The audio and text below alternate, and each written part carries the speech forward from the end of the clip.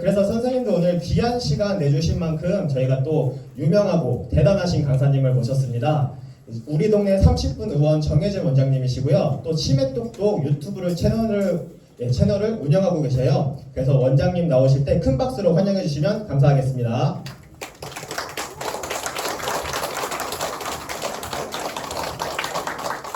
안녕하세요. 저는 마포구 대흥동에서 왔습니다. 네, 바로 가까운 곳에서 왔고요. 대흥동으로 이사를 온 지 이제 한 6년, 7년째 되는 것 같아요. 그전에는 연남동에 있었고요. 병원을 한 지는 벌써 한 15년 넘었더라고요. 우리 동네 30분 의원은 환자분하고 진료를 하는 시간을 15분, 30분 단위로 좀 충분히 가지고 진료를 하기 때문에 이름이 우리 동네 30분 의원이고요. 2009년도부터는 어르신 댁으로 직접 찾아가는 방문 진료를 하고 있는 왕진하는 기관입니다. 지금 점심 식사 하셨어요? 네. 엄청 졸리실 거예요. 그래서 최대한 제가 안 졸리시게 얘기를 아주 짧고 재밌게 해보도록 하겠습니다. 저희는 2008년도에 장기요양보험이라는 게 생기면서 장기요양보험 아세요? 네. 집에 그럼 등급 있는 누군가가 있으신 거죠. 누군가를 돌보고 계시는 분들이 오셨나 봐요. 그게 시작되면서 어르신들이 병원에 갈 수가 없잖아요. 그래서 저희가 어르신 집으로 찾아가는 방문 진료를 하기 시작을 했고요. 2018년도부터는 중증 장애인분들 집을 찾아가기 시작했고 2019년도부터는 본격적으로 우리나라에서 왕진을 하는 것을 허용을 해줬어요. 그래서 그때부터는 대놓고 지금 방문 진료를 하고 있습니다. 현재는 재택의료센터라 그래서 저희 기관의 의사, 간호사, 사회복지사가 다 같이 팀으로 어르신 집에 우르르 가가지고 어디 아프신 데는 없나, 약은 잘 챙겨 드시나, 뭐 좀 필요한 거 도움 드릴 만한 건 없나 이런 거를 찾아보는 일을 하고 있습니다. 여기 카메라가 있어가지고 이 시야를 벗어나지 말라 그래서 제가 자꾸 앞으로 갔다가 뒤로 갔다 할 건데요. 좀 이해 좀 해주세요. 저희가 어르신 집으로 이렇게 찾아가다 보니까 치매 어르신들이 많더라고요. 그래서 치매 어르신들이 집에서 이제 병원 가는 걸 거부하는 분들도 있고, 혹은 치매가 너무 진행이 돼서 병원까지 나오기가 이제는 너무 힘이 드신 분들도 있다 보니까 저희한테 집으로 와서 우리 집 어르신 좀 봐주세요 하는 요청이 많아졌어요. 그러면서 치매 어르신들에 대한 방문 진료가 많아졌고, 현재 저희 기관에서는 한 달에 200분 정도의 왕진을 하고 있습니다.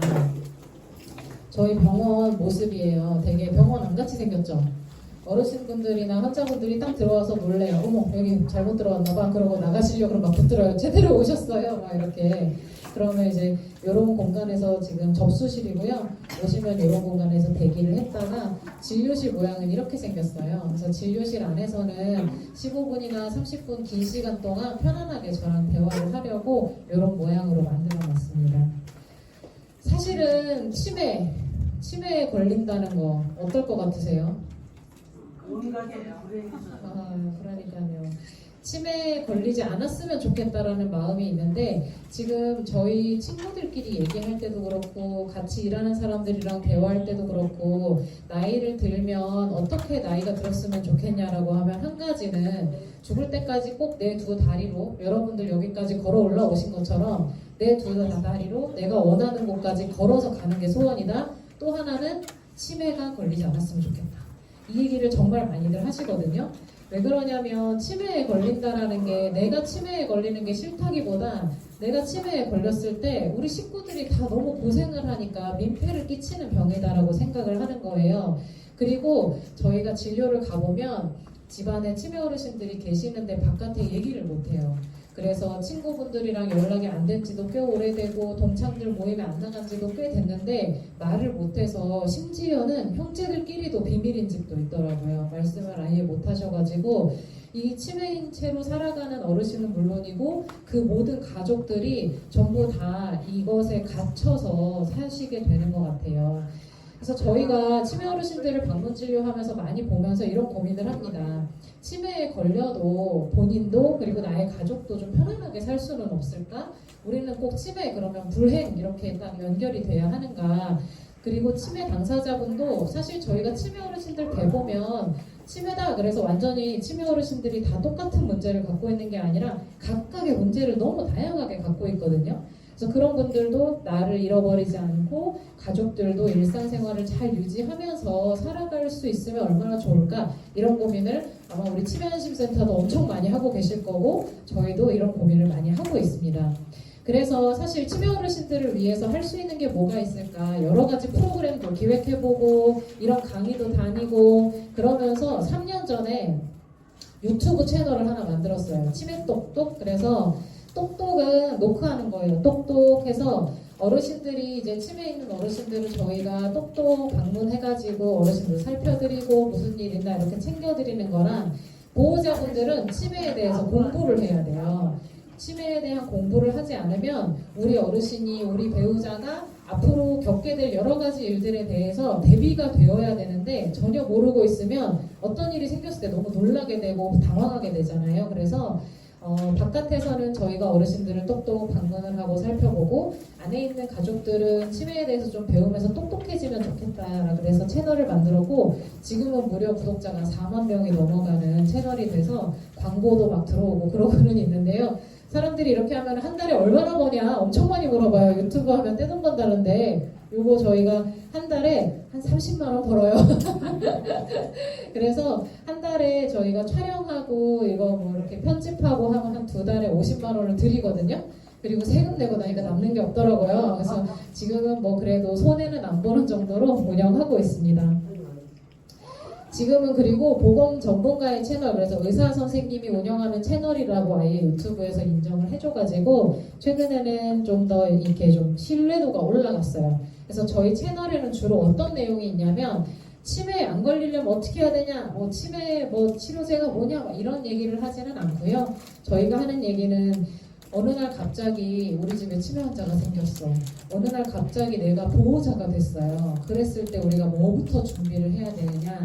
그리고 치매 어르신을 돌볼 때 꼭 하면 안 되는 말이 뭘까? 어떻게 해야 하는가? 어르신이 이상한 행동을 했을 때 어떻게 그걸 해석해야 되는가? 이런 얘기들을 주로 합니다. 그래서 주로는 어르신은 편안하게 지내고 보호자들이나 돌봄 종사하시는 분들은 이 어르신을 어떻게 하면 조금 내가 스트레스를 덜 받고 관계를 유지하면서 모실 수 있는가, 이런 얘기들을 많이 하고 있습니다.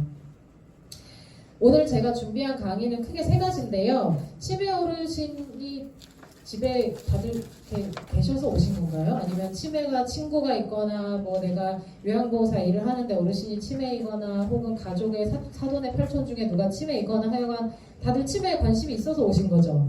아니면 내가 걸리기 싫어서 어떻게 그렇게 해서 오신 건데, 처음에 이제 저희가 치매 어르신들 보호자들이 제일 많이 하는 말, 도대체 왜 저러는 거냐, 이 얘기를 정말 많이 들어요. 그리고 정말 많이 속상하신 분들은 이럽니다. 정말 알면서 일부러 저러시는 것 같다. 엄마가 평소에 나한테 감정이 있어서 지금 모르는 척하는 거다. 일부러 저러는 거다. 이런 얘기도 되게 많이 하시거든요. 도대체 정말 그 낯선 행동이랑 이상한 말들은 왜 하시는 걸까? 요거 제가 얘기해드리고요.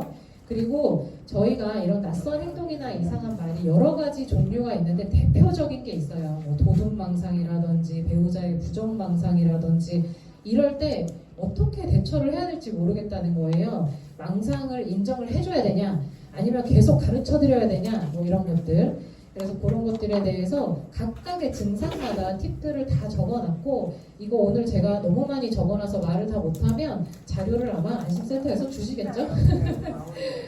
그리고 치매 어르신들을 대할 때 그럼 어떻게 자세를 가지고 대해야 되느냐, 요거를 제가 오늘 세 가지를 총 말씀드릴게요. 처음에 이제 낯선 행동, 도대체 왜 그런가? 뭐가 제일 이상하세요? 치매 어르신들 왜 저러는 거야? 이해할 수 없는 거 뭐 있어요? 성격이 변해요. 맞아요. 엉뚱한 행동. 평생 욕 한마디도 안 하셨대요. 그런데 치매가 걸리시더니 입에 욕을 달고 사세요. 막 그런 분도 있고, 또 밤새 뭐 찾아 드시고, 뭐 냉장고 드시고, 뭐 하여간 이것저것 열어가지고 팬트리에 있는 거 다 꺼내 드시고 막 그러죠. 그리고 뭐 좀 더 나아가면 뭐 배우자한테 바람 폈다, 요양보호사한테 도둑질했다, 막 이런 생각하시죠. 도대체 왜 이러시는 걸까? 제가 최근에 읽은 책 중에 치매라고 두려워 마라라는 책이 있어요. 이 책 정말 좋아요. 한번 읽어보시면 좋을 것 같은데, 이 치매라고 두려워 마라라는 책에 보면 이런 말이 나옵니다. 치매 증상은 그 사람의 인생과 크게 연결되어 있습니다. 말 그대로 100명이 있으면 100가지의 치매와 더불어 사는 삶이 있습니다.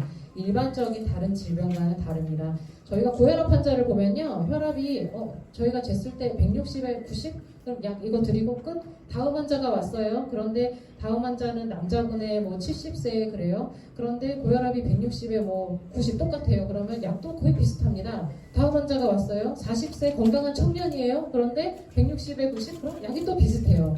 치매는요, 전혀 그렇지가 않아요.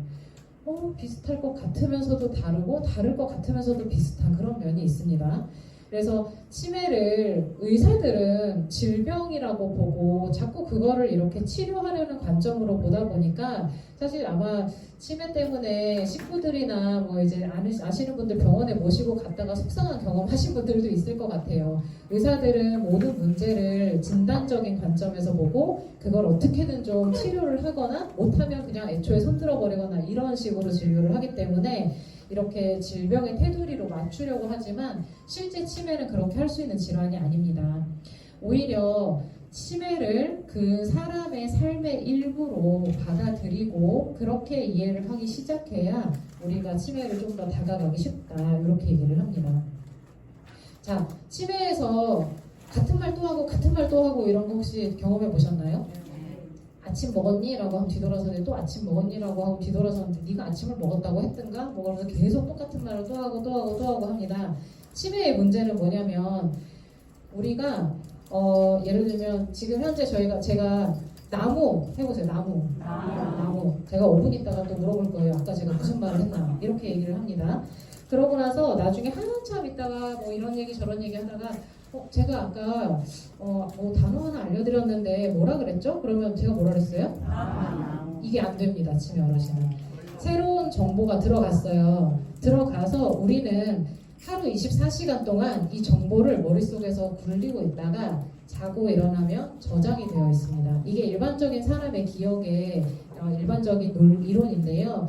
하루 종일 겪어요. 이런 이야기를 하루 종일 오늘 아침에 일어나서 또 누구를 만났고 옆집 개가 짖었고 우리가 마트에 가서 오늘 뭐를 사왔고 이런 일화가 있잖아요. 오늘의 이야기, 오늘의 스토리가 쭉 있는데 이것들이 막 우리 뇌에서 이렇게 계속 이렇게 돌고 있다가 자고 일어나면 다음날 그것이 기억이라는 걸로 만들어져서 저장이 됩니다. 그런데 치매 어르신들은 일단 방금 들어온 게 단기적으로 딱 저장 버튼이 눌러지지가 않아요. 그래서 여기서 돌다가 나가버려요. 그래서 나무라고 얘기를 했는데 지금쯤 제가 어르신한테 아까 제가 뭐라 그랬어요? 그러면 어르신이 뭐라고 했어? 이렇게 물어보시는 거예요. 왜 그러냐면 정말로 기억이 안 나는 거예요. 그래서 왜 그래? 아까 내가 얘기했잖아요. 이제부터 싸움이 되는 거죠. 내가 아까 얘기했는데 또 집중해서 못 들었다는 둥, 자꾸 그렇게 집중 안 하면 진짜 치매가 걸린다는 둥, 이러면서 막 싸웁니다. 근데 실제로 들어간 것이 저장이 안 되고 나가버리니까 당장 지금 방금 1분 전도 기억이 안 나는데 내일은 당연히 기억이 안 나겠죠. 저희가 데이케어 센터 어르신들 보면 5월 8일이면 소풍을 가요. 그래서 제가 아는 데이케어 센터가 5월 8일에 큰맘 먹고 어르신들을 아쿠아리움에 다 같이 모시고 갔어요. 그래서 9월 9일에 제가 진료를 하러 갔습니다. 어르신 어제 아쿠아리움 가서 무슨 물고기 봤어요? 내가? 그런데 물고기를 본 건 기억을 못하는데 어르신들이 기분은 되게 좋아했어요. 뭐냐면 감정은 기억합니다. 그래서 많은 분들이 이걸 물어보세요. 치매 어르신들이 기억을 못하는데 외식을 하는 거나 여행을 가는 거 뭐하러 가냐, 이런 거 안 해도 되는 거 아니냐, 굉장히 소모적이다, 이런 얘기 하시는데 사실은 외식을 하면서 느꼈던 기분 좋은 감정, 가족들끼리 막 수다를 떨면서 화기애애했던 기억, 그 감정 기억이 남아있어서 다음 날도 어르신이 어제 뭘 했는지는 자세히 기억은 안 나지만 어찌됐든 지금 기분은 좋으네, 이렇게 되는 거예요. 그래서 이것이 부정적인 감정이 될 경우에 정확하게 지금 내가 딸이랑 무슨 얘기를 하고 있는지는 모르겠는데 한참 하고 나면 내용은 기억 안 나지만 기분이 나빠, 이렇게 돼버리는 거예요. 그래서 이 감정적으로는 기억이 남아있고 머릿속으로 실제로 들어가야 되는 기억은 지금 들어가지 않는 상태입니다. 그러다 보니까 치매 어르신들이 문제는 1, 2, 3, 4, 5, 6, 7, 8, 90을 기억해야 되는데 오늘 있었던 일 중에 3번, 5번, 7번 기억이 빠졌어요, 만약에. 그리고 나머지는 좀 기억이 나. 그럼 다음날 우연치 않게 기억된 나머지와 빠진 3번, 5번, 7번을 어떻게든 끼워 맞춰야 되거든요. 내가 생각해도 이상하니까. 그러면 3번, 5번, 7번을 기존에 있던 거에서 막 갖고 옵니다. 막. 갖고 오면 이제 이상한 스토리가 돼가지고 엄마는 왜 읽지도 않은 얘기를 해가지고 막 이렇게 되는 거예요. 그래서 치매 어르신들이 이렇게 사실은 엉뚱한 얘기를 하고 이상한 소리를 하는 것 같지만 알고 보면 혼자서 스스로 계속 싸우는 거예요. 나의 기억 상실과 함께 계속 싸움을 안쪽으로 내적으로 계속 하고 있어서 다른 누구보다도 본인이 괴로워요. 근데 잘 생각해 보세요. 어느 날 갑자기 누군가 나를 데리고 막 내가 알지도 못하는 사람들이에요. 낯선 사람들이에요. 낯선 사람들이 어느 날 갑자기 나한테 와가지고 지금 막 씻어야 된다 그러면서 막 옷을 벗기려고 그래요. 그럼 기분이 어떻겠어요? 무섭죠? 치매 어르신들이 요양보호사가 목욕을 시키려고 할 때 거부하는 게 바로 그 반응입니다. 난 이 사람이 누군지 몰라요. 그리고 내가 지금 목욕을 해야 될 때가 아니라고 생각하는데 이거를 하려고 하면 너무 무서운 거예요. 그럼 막 싸웁니다. 공격하고 난 안 한다고 막 이러면서 너 누구냐 나가라 뭐. 그럼 이제 가족분들 입장에서는 우리 엄마가 또 저런다 뭐 이렇게 되면서 싸우는 겁니다. 사실 어르신들은 굉장히 불안하고 공포스럽기도 하고 한편으로는 초조하고 굉장히 내가 지금 잘 모르고 있다는 것 자체에 대해서도 용납이 안 되고 그러다 보니까 엉뚱한 이야기, 엉뚱한 행동, 이상한 말들을 하고 있지만 그것이 어르신이 정말 뭔가 잘못돼서 그 행동들이 자꾸 조합이 돼서 나온다기보다는 어르신이 지금 현재 자신이 기억을 못하는 부분을 찾아내려고 애쓰고 있구나. 그리고 한편으로는 그 찾아내지 못한 기억을 다른 데서 끼워 맞추느라 이상한 스토리가 됐지만 이것이 지금 어르신도 본인도 좀 힘든 상황이구나. 이런 것들을 잘 우리가 이해를 해주셔야 됩니다. 그러면 막상 어떻게 이거를 대처를 해야 되는가 이런 거잖아요. 일반적으로 저희가 이제 의학적으로 이거를 행동심리 증상이라고 표현을 해요. 이 행동심리 증상을 대처하는 가장 큰 방향성에 대해서 말씀드리면 일단 이걸 받아들이셔야 돼요. 이거를 없애는 건 불가능합니다. 없애는 건 불가능해요. 왜냐하면 매일매일 이거 하나 없애면 다른 게 생기고 저것도 없애드리면 다른 게 생기고 그래요. 그래서 현재 가지고 있는 문제를 최대한 덜 파괴적이고 덜 공격적이고 안전한 방향으로 그래서 빈도를 조금 줄이거나 강도를 조금 줄이거나 이런 식으로 가셔야지 이거를 하면 안 돼 뭐 이렇게 해서는 절대 이게 답이 나오지 않습니다. 아무리 보호자분이 24시간 365시간 5일 잠 안 자고 계속 어르신을 돌본다 하더라도 이 부분은 좀 한계가 있어요. 그래서 가장 중요한 건 없앨 수 없다. 안전한 범위 내에서 이것을 할 수 있도록 좀 같이 잘 유연하게 대처를 해야 된다. 그리고 사실 저희가 병원 의사들이 제일 많이 하는 말 뭔지 아세요? 규칙적으로 식사하시고 운동 꾸준히 하시고 밤에 잠 잘 자면 건강해진다고 하잖아요. 근데 저도 되게 많이 하는 말이거든요. 그런데 그렇게 병원에서 하는 말을 들어보면 마치 교과서 위주로 예습복습 철저히 하면 서울대 간다고 얘기하는 거랑 똑같잖아요. 얼마나 이게 무책임한 말이에요. 그런데 사실 솔직히 너무 중요해요. 너무 중요해서 치매 어르신들이 낮에 깨어있고 밤에 주무시는 거 사실 어르신들 입장에서 가족들이랑 같이 살면 저녁에 집안의 식구들이 퇴근하고 하교하고 집으로 오잖아요. 어르신의 하루가 그때 시작하는 경우예요. 그래서 어르신들은 낮에 졸고 TV 틀어놓고 가만히 있다가 식구들이 그때 오면 그때부터 활동을 시작하십니다. 밤에 잠을 못 주무시죠, 당연히. 그래서 그런 패턴들을 좀 이해하고 낮에는 최대한 치매안심센터에 보내시거나 데이케어 센터에 보내시거나 어떻게든 움직일 수 있게 해드리고 식사도 좀 최대한 좀 챙겨 드실 수 있는 여러 가지 사회적인 서비스를 최대한 활용을 하셔야 됩니다. 그렇게 해야 우리가 안전하고 서로가 갈등이 생기지 않는 범위 내에서 이것을 조절할 수가 있어요. 저희가 제일 많이 접하는 심리 증상 망상입니다. 망상이 뭘까요? 망상. 잊어버리는 거 이제 기억의 문제고 망상이 이제 헛된 잘못된 생각 여기서 중요한 건 망상은 잘못된 믿음입니다. 그냥 생각 수준이 아니에요. 이것은 아주 강력한 믿음이에요. 이거는 정말 어르신 입장에서 그렇게 생각하는 걸로 끝나는 게 아니라 이게 진짜라고 믿으시는 거예요. 그래서 망상에 정말 많은 종류가 이제 뭐 물건 훔쳐갔다. 이거 되게 많죠. 그래서 뭐 형제 간에도 싸움 납니다. 금괴가 있었는데 진짜 없어진 거예요. 그러면은 사실은 어딘가 집안 어딘가 있어요. 그런데 서로가 이제 뭐 네가 가져갔네 내가 가져갔네 하면서 싸우기도 합니다. 그리고 뭐 질투망상 그래가지고 바람 요양보호사랑 니네 아빠가 바람을 폈다. 뭐 그리고 내 친구랑 니네 엄마가 바람을 폈다. 이거 굉장히 힘들어하십니다. 막상 당하면 굉장히 이 스트레스 때문에 다들 막 더 이상은 이거를 더 못 모시겠다 막 이런 얘기까지 나옵니다. 그리고 뭐 여기가 집이 아니다. 그래서 집인데 집을 자꾸 가야 된다라고 하시죠. 그리고 예전에 했었던 직업을 계속 수행하는 분들이 있습니다. 그래서 아직도 내가 경찰인 줄 알고 자꾸 바깥에 가가지고 사람들 혼내고 막 이렇게 하시는 분들도 있고, 근데 이 망상은 기본적으로 정말 진심으로 믿으시는 거기 때문에 이렇게 전화가 계속 오시네요. 끊어지셨나요? 네. 이런 믿음 같은 경우는 저희가 항상 말씀드리는 게 이거 하지 말아야 되는 거. 그래서 논쟁을 하시면 안 됩니다. 논쟁. 그래서 이거는 그럴 리가 없잖아부터 시작해가지고 그거는 아니야 엄마가 잘못 알고 있는 거야 아빠 이러시면 안 돼요 이거를 하면 안 되고, 또 한 가지가 뭐냐면 저희가 요양보호사가 도둑으로 진짜 많이 몰리시거든요 실제로. 근데 그러다 보니까 요양보호사를 아예 그냥 도둑으로 지정해버리고 요양보호사를 바꾸기도 해요. 그래야 이 사건이 끝난다고 생각을 하시는 거예요. 근데 그럼 그 다음 요양보호사가 또 도둑이 됩니다. 이거는 그렇게 해서 끝날 수 있는 게 아니에요. 그래서 특정하게 범인을 지정하시면 안 됩니다. 그리고 어르신 보는 앞에서 옆에서 이렇게 귓속말로 속닥속닥 얘기하면 엄마가 지금 약간 다른 데 가 있어요 정신이 막 이러면서 속닥속닥 하시면 또 굉장히 기분 나쁘시기 때문에 아까 뭐라 그랬죠? 감정은 남는다 그랬죠. 기분 나쁜 게 계속 있습니다.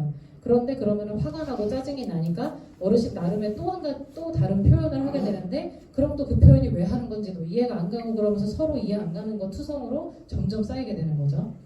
그래서 어떻게 하느냐, 저희가 보통 도둑망상 있을 때 물건을 함께 찾으라고 말씀드리는데 뭐 잘 잃어버리시는 게 있어요. 뭐 지갑이나 열쇠나 안경이나 뭐 이런 거 많이 잊어버리시거든요. 그러면은 물건을 찾는데 같이 찾아야 돼요. 절대 찾아서 갖다 드리면 안 돼요. 이게 뭐 어디에 있는지는 대체로 경험해 보신 분들은 아닌데 다 정해져 있습니다. 사실은 그랬을 때 같이 모시고 가서 어르신 손으로 그 물건을 집게 하셔야 돼요. 그리고 또 한 가지는 항상 숨겨놓는 장소가 있으시거든요. 그 곳을 좀 이렇게 익숙하게 접하실 수 있는 구도로 좀 바꿔놓으시는 것도 좋고, 무엇보다도 뭐 안경이면 안경, 열쇠면 열쇠를 똑같은 걸 여러 개 만들어 놓으시는 것도 방법입니다.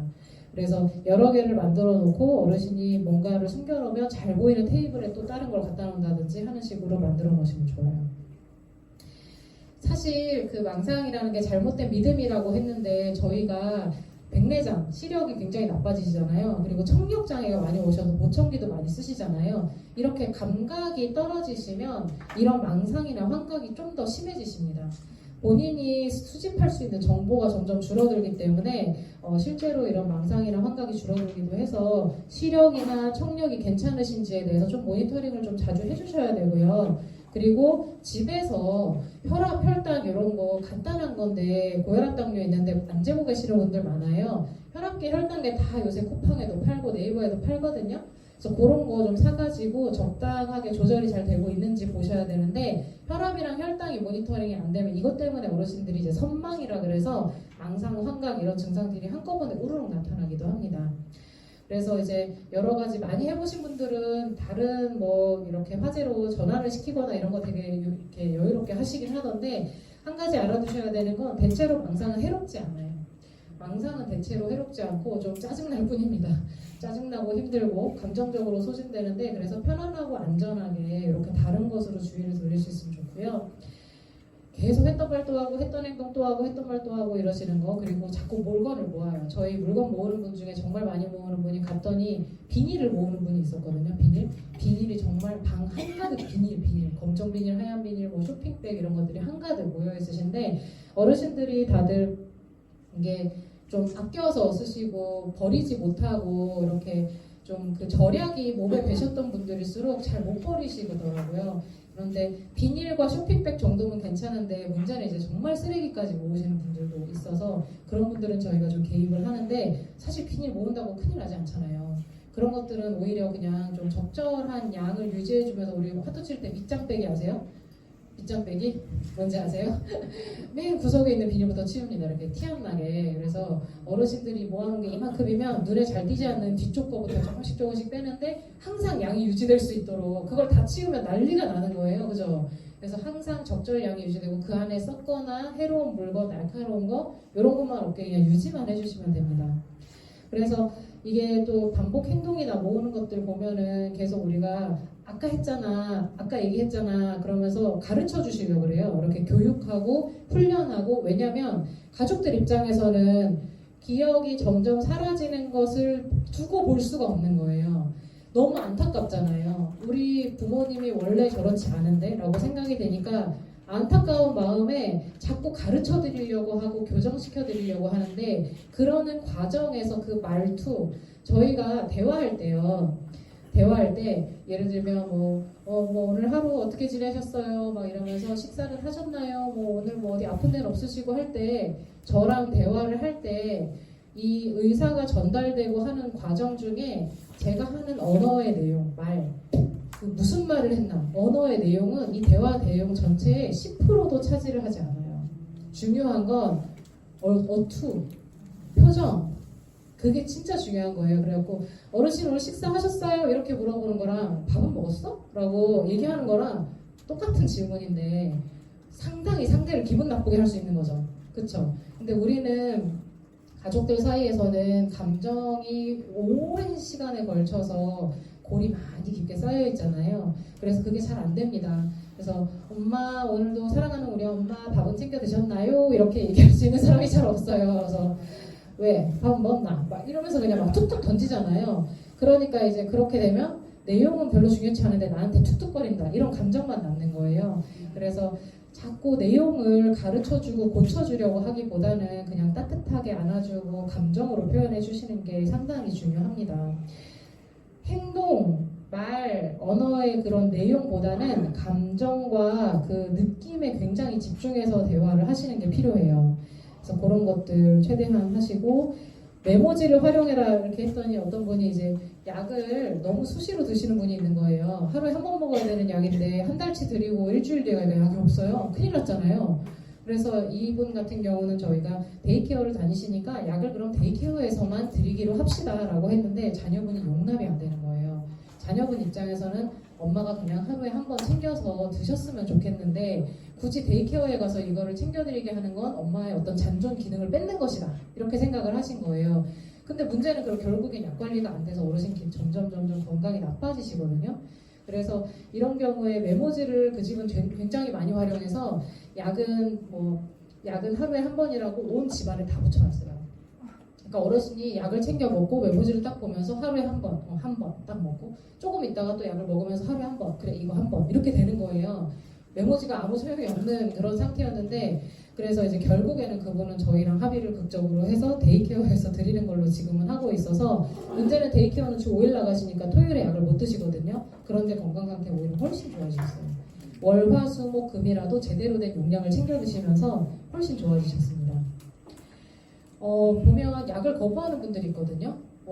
아마 주변에 계시는지 모르겠지만 약만 거부하는 게 아니라 가족이 주는 건 밥도 안 드시는 분들도 계세요. 가면 이제 심한 경우는 친동생이 와서 밥을 챙겨주는데 쟤는 내 동생이 아니다. 그래서 제가 챙겨주는 거 먹지 못하겠다고 하면서 옆집 아주머니가 챙겨주는 걸 드시더라고요. 이 사람은 믿을 수 있는 이웃이다, 이렇게 해가지고. 그래서 사실은 약을 안 먹는 데는 여러 가지 이유가 있는데 그 약을 먹어야 되는 건지조차 잊어버리셔가지고, 나 혈압약 안 먹는데, 이런 분들 많거든요. 고혈압으로 30년 약 드셨는데도 나 혈압약은 안 먹어, 약 먹는 거 없어, 이러시는 분들도 있어요. 그래서 혈압약을 드셔야 된다 그러면 이제 처음에 혈압약 먹어야 된다고 했을 때 혈압약 드시는 분들 아실 거예요. 이거 한 번 먹으면 평생 먹어야 되는 건데 이거 꼭 먹어야 돼요, 이러면서 드시잖아요. 그런 어르신을 다시 30년 전의 기억을 되살려서 혈압약을 먹어야 된다고 설득하는 건 쉬운 일이 아니거든요. 그리고 어떤 분들은 이제 이 약이라고 하는 건 무조건 나쁘다라는 인지가 생겨서 약은 무조건 독, 이렇게 생기신 분들도 있고, 약을 드시고 나면 신체 변화가 생기는 약들이 있어요. 예를 들면 치매약 중에 드시면 약간 졸음이 온다거나, 그러면 약을 먹으니까 내가 졸려. 그럼 이 약은 뭐가 돼요? 나를 재우려고 하는구나, 이렇게 돼버려서 그 약 자체에 대한 반감이 생기시기도 합니다. 그리고 약을 막 이렇게 먹어야 돼 그런 그 또 감정적으로 손상을 입어갖고 또 그 태도 때문에 화가 나서 거부하기도 하세요. 그래서 실제로는 그 건강을 챙기기 위한 약이다라는 걸 설득을 해야 되는데 이게 잘 안 될 때도 있어서 사실 그러면 안 되는데 저희가 치매약이나 이런 것들은 다 포기하더라도 혈압약이랑 당뇨약은 드셔야 되잖아요. 그래서 그런 것들 약간 영양제라고 하고 드리는 집들도 있고 어르신이 또 자기가 원하는 시간대가 있을 수도 있거든요. 그런 걸 잘 살펴서 합의를 하시기도 하고 너무 이게 다 조정이 안 되고 어르신은 또 체력적으로도 너무 좋으셔가지고 스스로 막 이거를 다 완강하게 거부하시고 막 이러는 경우에는 이제 의사 선생님이랑 상의해서 공격적인 성향이 조금 완화되는 그런 약들을 아주 소량해서 이렇게 시도하기도 합니다. 요새는 치매약이 패치로 많이 나와가지고 패치가 이제 매일 붙이는 패치도 있고 아니면 뭐 3일에 한 번 붙이는 패치도 있거든요. 그래서 먹는 약이 어렵다 싶으면 이런 패치제로도 쓰실 수 있고요. 목욕은 아까 말씀드린 것처럼 낯선 사람이 갑자기 와서 내 옷을 벗기려고 하는데 누가 좋겠어요. 그래서 그런 것들 그리고 방금 내가 목욕했다라고 생각해서 안 하시는 분들도 있는데 저희가 실제로 방문 진료 가보면 3개월째 못 씻은 분도 있고 진짜 6개월 못 씻은 분들도 있고 그래요. 가족들이 아예 감당이 안 되는 거 여러 번 시도를 했으나 도저히 씻길 수가 없다. 그래서 그런 분들 이제 저희가 가면 물티슈나 수건에 물 적셔서 이제 손발을 닦기부터 이제 시작을 하거든요. 요것부터 천천히 하고 닦을 때 나도 같이 닦고 내 발도 내 손도 같이 닦고 그래서 발은 점점 위로 올라오고 손은 점점 이렇게 올라오는데 그렇게 해서 몸통까지 하게 되는데 시간이 꽤 걸립니다. 그래서 그렇게 하기도 하고 혹은 많은 게 대소변 실수를 했는데 이걸 보여주기 싫어가지고 씻는 걸 거부하는 분들도 있어요. 그래서 본인의 속옷을 다 숨겨놓으시는 분들도 있고 몸이 아파서 안 씻는 경우들이 가끔 있는데 저희가 가보면 놀랍게도 골절이 있는데 눈치채지를 못하고 계시는 경우도 있고 그리고 의외로 좀 많은 게 대상포진이 있어요. 그래서 건드리질 못하게 너무 아프니까 근데 치매가 있으신 분들이 뭐 여기에 뭐가 났어요 이렇게 표현을 못 하시니까 아예 그냥 건드리지 못하게 하시는 거예요. 그런데 들춰보면 이제 저희가 가면 샅샅이 다 뒤져보니까 들춰보면 이제 대상포진이 있거나 욕창이 막 있거나 여기가 아파가지고 자기를 못 건드리게 하는 그런 분들도 있습니다. 그래서 좀 그 조금씩 접근해 나가는 거 그리고 내가 먼저 옆에서 세수를 하거나 손을 씻거나 하는 모습을 보여주는 거 그리고 가끔 이제 요새 아파트들은 안 그러는데 집들 중에 겨울에 너무 추운 욕실이 있어요. 화장실인데 너무 추워가지고 거기에 도저히 가서 물을 닿는 것조차 싫어하시는 그런 분들 같은 경우 욕실 환경을 좀 개선을 시킬 필요가 있습니다. 뭐 식사는 잘 안 드시려고 하는 것도 문제고 너무 많이 드시는 것도 사실 문제인데 저희가 사실 너무 많이 드시는 건 오히려 낫다라고 표현을 합니다. 안 드시기 시작하면 이게 진짜 답이 없거든요. 너무 안 드시는데 우선은 숟가락질을 하실 수 있는데도 식사를 잘 못 하시는 분들이 있는데 요거를 잘 생각하셔야 되는 게 이겁니다. 치매가 기억력만 나빠지는 게 아니에요. 기억력은요 저희도 점점 나빠지죠. 그래서 제가 이거 리모컨이잖아요. 리모컨을 보고 어떤 게 위로 올라가는 거지? 라고 막 헷갈릴 수 있잖아요. 이거는 좀 그렇게 헷갈릴 수도 있는데 이걸 딱 보는 순간 이게 뭐지? 라고 하면 인지에 문제가 생기는 겁니다. 그래서 건망증이랑 치매랑 저희가 구별할 때 이렇게 얘기를 해요. 그 계단을 막 오르락내리락 하고 있다가 내가 방금 올라가고 있었나 내려가고 있었나 이런 건 가끔 깜빡할 수도 있잖아요. 근데 어딜 가고 있었지를 까먹습니다. 이제 치매는.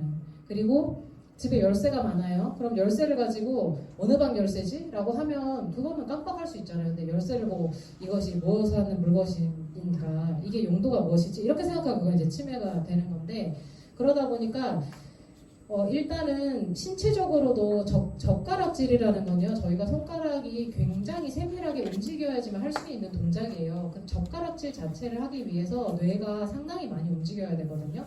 그래서 신체적으로 젓가락질을 하는 것도 점점 어려워지는데 식탁에 이렇게 쫙 펴져 있는데 식탁보가 꽃무늬야. 꽃무늬인데 접시도 꽃무늬야. 그렇게 있어서 반찬이 조금씩 놓여져 있는데 저 반찬이 뭔지를 모르겠어요. 그거 이제 못 드시기 시작을 합니다. 그래서 치매가 있는 어르신들 댁에 계시면 저희가 식탁은 최대한 단색으로 놓고 반찬은 하얀색 유리 접시에 놓거나 반찬통에 뭐 그대로 놓는 건 상관없는데 김치 이런 건 좀 낯익으니까 쉽게 드시는데 새로운 반찬들이라든지 조금 색깔이 좀 복잡한 반찬들 같은 경우 어려우실 수 있어요. 그래서 그런 것들은 최대한 좀 정돈해서 항상 익숙하신 반찬 위주로 좀 내놓되 젓가락질이 불편할 수 있으니 숟가락으로 떠드실 수 있게 반찬을 조금 잘게 잘라서 주시면 좋다, 이렇게 많이 말씀을 드립니다. 그리고 의외로 식사 거부 중에 잘 생각 못 하시지만 정말 흔한 거, 치아와 틀니 문제. 치아랑 틀니를 저희가 잘 들여다보지는 않게 되거든요. 그런데 어느 날 이제 저희가 방문진료 가보면 틀니를 빼서 정기적으로 매일매일 청소를 하잖아요. 틀니를 빼서 씻고 다시 끼우고 하시는데 그게 이제 잘 안 되는데, 자녀분들 입장에서는 엄마나 아빠의 틀니를 자기가 빼가지고 청소해 본 적이 없는 거예요. 그건 다 자기가 스스로 하는 거잖아요. 그러니까 이 틀니를 빼야 된다는 것 자체도 모르고 그냥 어느 날부터 엄마가 틀니를 계속 끼고 있다라는 것도 사실은 잘 인지를 못하고, 왜냐면 잠들기 전에 빼서 놓고 자고 일어나면 바로 끼시잖아요. 이걸 잘 모르십니다. 그래서 구강 안에 염증이 있는 건 아닌지, 틀니 관리가 잘 되고 있는지 이런 것들을 좀 잘 살펴 드셔야 됩니다. 식사 속도가 굉장히 느려지니까 그것도 맞춰주시면 좋고요. 어르신들이 이제 데이케어 센터로 많이 가게 되는 가장 흔한 이유, 이제 배회입니다. 배회. 나가서 안 들어오시기 시작을 하는 거죠. 점점 들어오시는 시간이 늦어지거나, 이제 가장 최악의 경우는 이제 길을 잃어버리셔서 실종이 되는 경우. 배회를 예방하는 것은 일단 배회를 왜 하는지를 좀 알아야 되고요. 어르신들이 배회가 대체로는 좀 목적이 있어요. 그래서 어디를 가는 곳이 있습니다. 저희 배회하는 어르신들 어디 가냐고 물어보면 옛날에 사시던 집도 많이 가시고요. 그리고 뭐 매일 만나는 친구가 있는데 돌아가신 지 오래됐는데 그 친구네 집을 또 가기로 하십니다. 그래서 어디를 가 그러면 같이 가, 그래서 따라가 보시면 깜짝깜짝 놀라시긴 하더라고요. 그래서 배회 같은 경우 목적이 있을 수 있으니까 그런 걸 살펴보시는 거랑, 그리고 오히려 저희 입장에서는 배회를 하신다? 아직 다리가 튼튼하시군요. 좋은 겁니다. 이렇게 말씀을 드리기는 하는데, 중요한 건 저희가 잃어버리면 안 되잖아요. 어르신을 잃어버리면 안 되고, 배회를 한다는 것이 이제 길을 아주 잘 기억하지 못하는 한 실종의 위험성이 항상 있는 거니까, 진짜 중요한 거, 집안에 인지가 조금이라도, 기억력이 조금이라도 떨어져서 이제 경도인지장애 뭐 진단을 받았거나 이런다 그러면 무조건 지문 등록을 하셔야 됩니다. 치매안심센터에서도 도와주시나요? 지문 등록? 네, 도와주고 계십니다.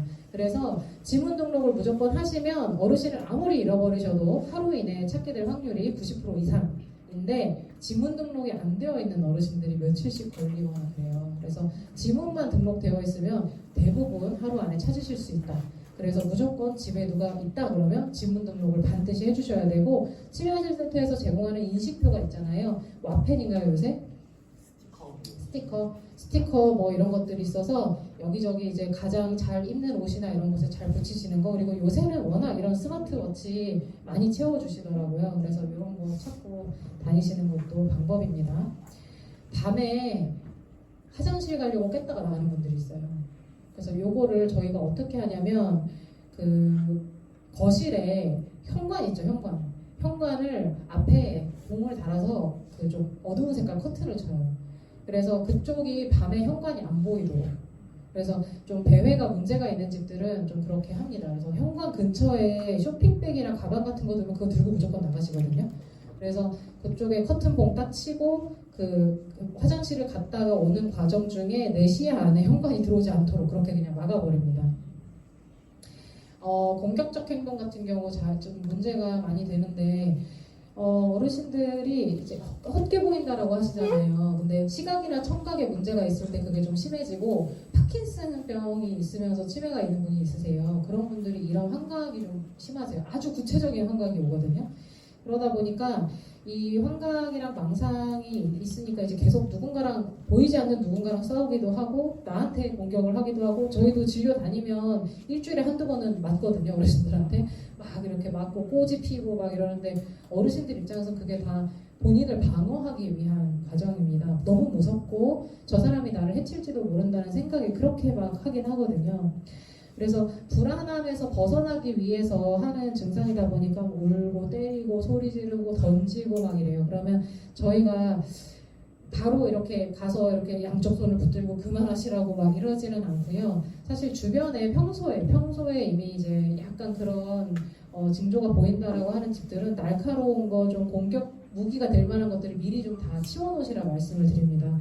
치매 어르신 있는 집들은 가스레인지도 다 치우라고 말씀드리거든요. 인덕션 그 시간 조절되는 걸 쓰시거나 아예 전자레인지로만 조리할 수 있는 음식을 갖다 놓거나 이렇게 말씀을 드리는데, 어찌됐든 평소에 욕을 한 번도 한 적 없는 분들도 치매 걸리시면 갑자기 막 이렇게 어디서 들으셨는지 그런 욕을 막 아주 구수하게 막 하십니다. 여기 원칙이에요. 맞서시면 안 돼요. 맞서시면 안 되고 차분하게 호흡하면서 물러서고 주변이 안전한지를 확인을 합니다.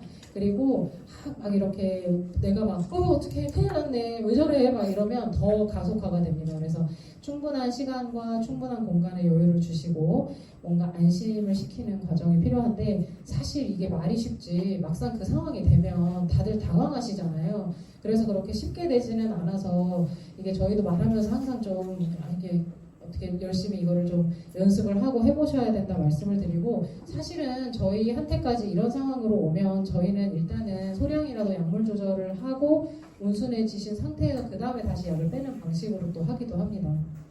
근데 이게 일회성으로 그러시는 거면 뭐 그렇게 하기도 하는데, 이게 계속 좀 힘든 경우들이 있어서 그런 경우는 또 아주 소량의 약을 꾸준하게 드시면 또 그것이 좀 완화가 되기도 하시고, 특정 치매 중에 이제 이런 뇌의 손상 때문에 오는 치매가 있는데요. 뭐 이런 전두축두엽 치매 뭐 이렇게 얘기를 하는데, 그 치매는 공격성이 상당하시거든요.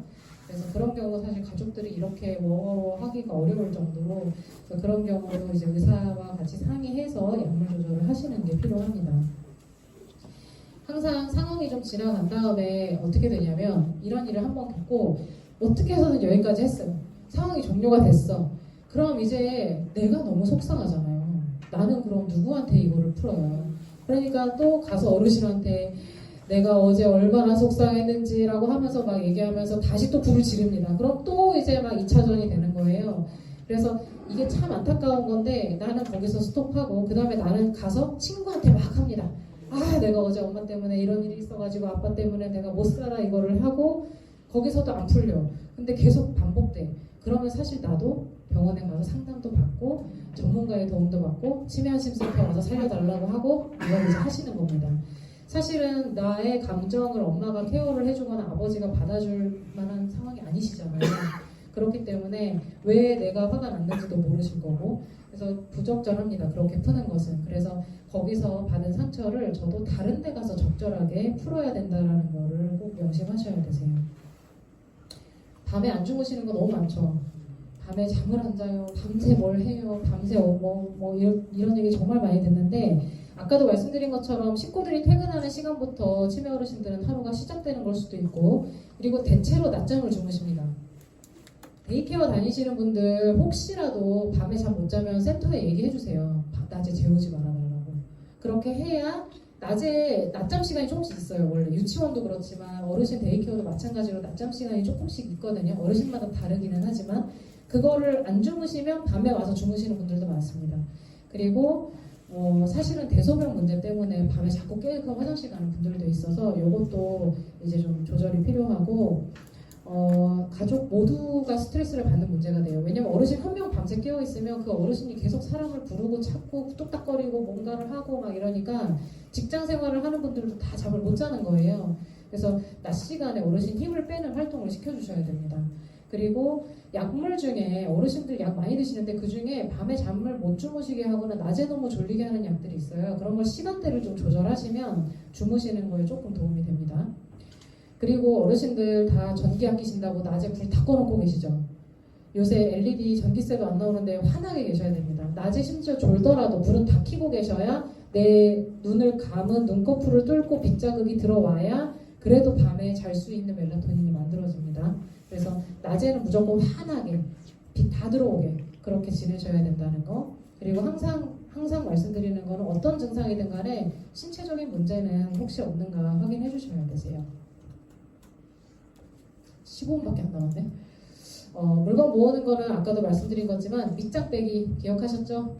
전부 티나게 확 치우면 안 돼요.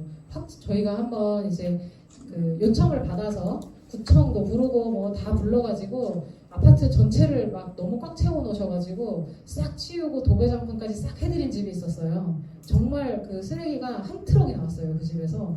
그렇게 해서 발 디딜 틈 없던 집을 새 집으로 만들어 놨거든요. 한 달 뒤에 갔는데 그대로 그냥 원상복구 딱 돼 있는 거예요. 그래서 아 이게 그냥 치우는 게 답이 아니구나라는 생각을 했던 집인데 티 안 나게 빼셔야 돼요, 여러분.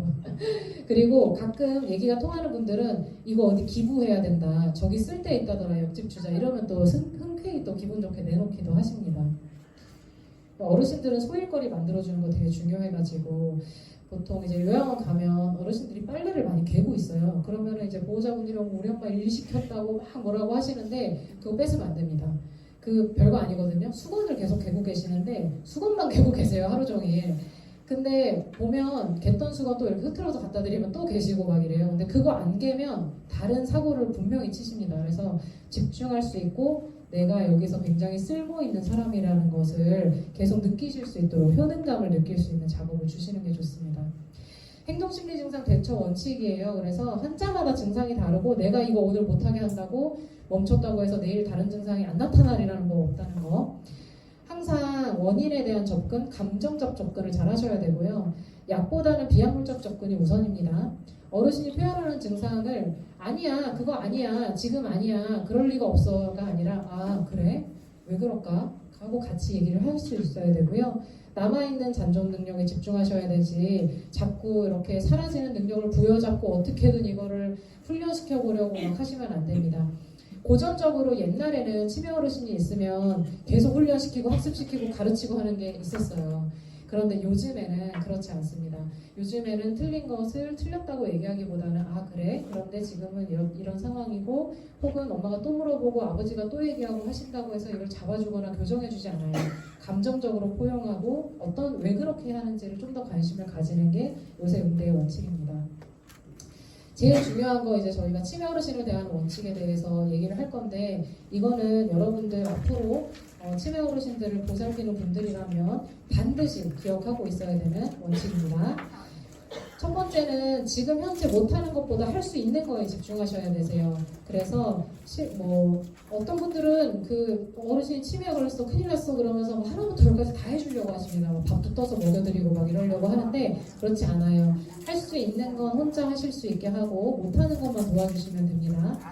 사실보다는 어르신의 감정, 마음에 집중하는 거 제일 안 되는 거예요. 제일 하기 어렵고 그럼에도 불구하고 계속 좀 집중하려고 노력하셔야 되고 저희가 또 늘 말하는 거 갔는데 혈당이 막 400, 500 막 나오고 혈압약을 계속 반복적으로 보호자분이 와서 타서 가져가시잖아요. 근데 어르신은 몇 년 동안 병원에 온 적이 없는 경우가 많아요. 근데 저희가 가서 보면 혈압이 80에 50 막 이럽니다.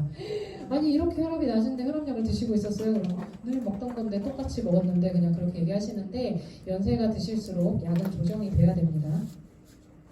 완벽한 돌봄은 없어요. 어떤 집에 가면은 시간표 딱 있습니다. 시간표 있고 몇 시부터 몇 시까지 블라인드를 열어서 빛을 비춰주세요. 몇 시부터 몇 시에는 뭐 밥을 드시는데 뭐 밥에는 반찬이 이러면서 그 하루에 요양보호사 선생님 뭐 아니면 형제분들 뭐 자녀분들 번갈아서 24시간을 채워가지고 빽빽하게 돌보시는 집이 있어요.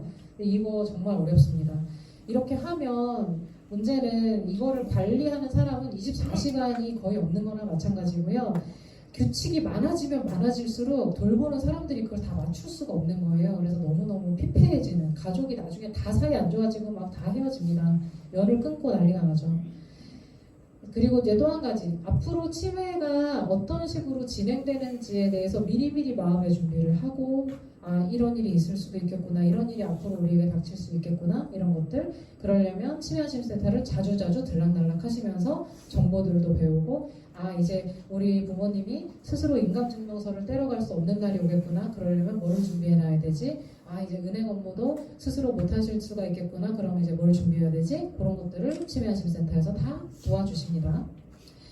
혼자서 하려고 하지 마세요. 저희가 제일 방문진료 가면 많이 겪는 케이스인데 딱 가서 아이고 어르신이 이제 집에서 저희가 모셔보려고요. 그렇게 보통은 이제 따님이나 며느님이 다들 그렇게 얘기를 하세요. 그래서 제가 엄마 모시려고 직장도 그만두고 이제 가족 요양 해보려고요. 그래서 그럼 제가 묻습니다. 몇 년 정도 하시게 될 것 같으세요? 그러면 아 그래도 어머님이 그동안 나를 보살펴주고 너무 사랑해주셨고 그런 마음이니까 그래도 내가 2, 3년 정도는 그럼 스톱. 10년 생각하셔야 됩니다. 딱 이렇게 얘기하면 다들 약간 설마 약간 이렇게 생각하시는데 치매는 진단 후에 평균 연명 10년이라고 말씀드리는데 격차가 너무 커서 어떤 분들은 뭐 20년, 30년도 사시고 혼자서 돌보려고 하지 마시고 사회적 자원을 최대한 다 끌어서 우리 집으로 다 오게 만들거나 어르신이 사회적으로 계속 어딘가를 나가게 만드셔야 됩니다. 절대 1대1로 혼자서 독박 돌봄하지 마시고 애기 볼 때 독박 육아 하지 말라고 하죠. 그죠? 마찬가지입니다. 독박 돌봄하지 마세요. 보호자가 건강해야 어르신도 건강합니다. 비행기 타보셨어요? 비행기 안 타보셨어요? 그럼 비행기 타면 처음에 출발할 때 안내방송 나오는 거 아세요? 안전벨트를 꼭 매주시고 그러면서 거기서 뭐라 그러냐면 위급한 상황에 산소 마스크가 내려옵니다. 산소 마스크가 내려오면 엄마랑 아이가 있어요. 누구를 먼저 씌울까요? 아이입니다. 엄마입니다. 죄송해요. 엄마입니다. 엄마. 아이가 안 되는 이유가 뭐냐면 아이 씌우다가 엄마가 손 넘어가요. 그러면 둘 다 망하는 거예요. 엄마가 먼저 쓰고 정신을 똑똑히 차려야 아이를 씌울 수가 있는 거예요. 그럼 둘 다 사는 거예요. 모든 돌봄의 원칙입니다. 모든 돌봄의 원칙은 보호자가 건강해야 어르신도 건강하다. 보호자가 너무 스트레스 받아서 도저히 우리 엄마 아빠 감당할 수가 없어요. 이렇게 되면 안 되는 거예요. 보호자가 소진되면 안 돼요. 이거는 보호자도 마찬가지고 요양보호사도 마찬가지예요. 산소 마스크는 내가 먼저 써야 됩니다. 아시겠죠? 자, 그러면 여기까지 제가 준비한 강의고요. 오랜 시간 들어주시느라 고생하셨습니다. 감사합니다.